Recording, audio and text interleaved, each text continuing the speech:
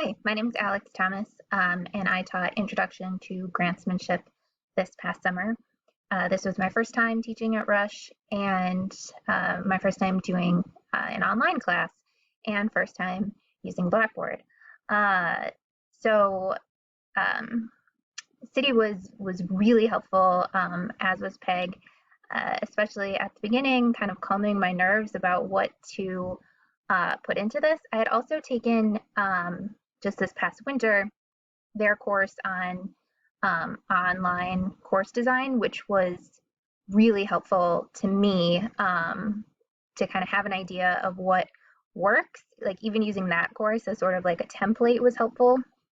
Um, so I would say the most helpful things to me in creating a Blackboard course that was well organized and easy for the students to use and for me to use was using the agendas that I got from Peg from City.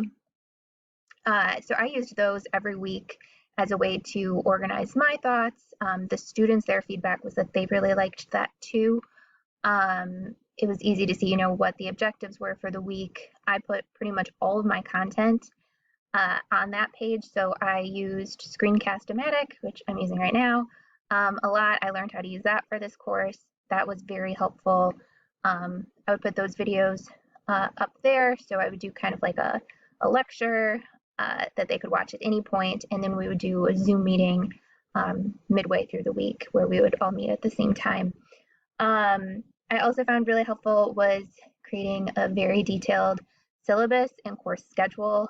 Again, I had good feedback from students that, they had that, they knew when all of their assignments were due, what we were going to do each week.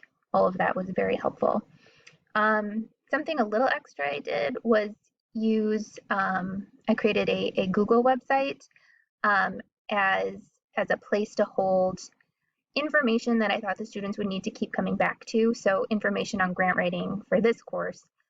So it's sort of like a grant writing website. I would link it on the agenda each week, and I could add to the Google site whenever like a new resource that I found would come up. And then they can have access to that, forever, as long as it exists. So let's see, difficulty building on Blackboard. I didn't have a lot of trouble with that. Peg was really helpful whenever I had questions.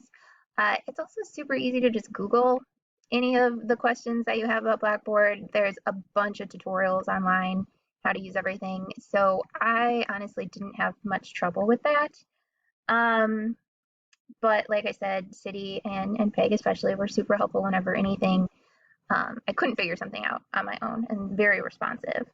And I would say overall, the difference this made to students was very apparent. I had them do a survey at the end of at the beginning and at the end of the course. And at the beginning, I asked what their comfort level was taking an online course, and most students, so they rated on a scale of 1 to 4, 1 being very not comfortable, 4 being very comfortable. Most were, I would say the average was like 2. By the end, they were all 3 or 4s.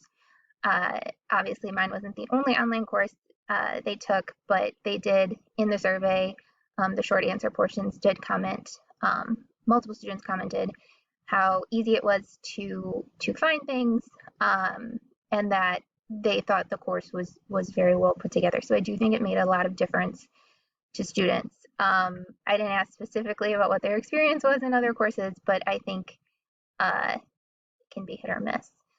I also think they appreciated, the time and effort that I put into the course. They recognized that, and I think they enjoy knowing that their professor, their instructor, cares about the course too. So overall, good experiences. Yeah, that's it.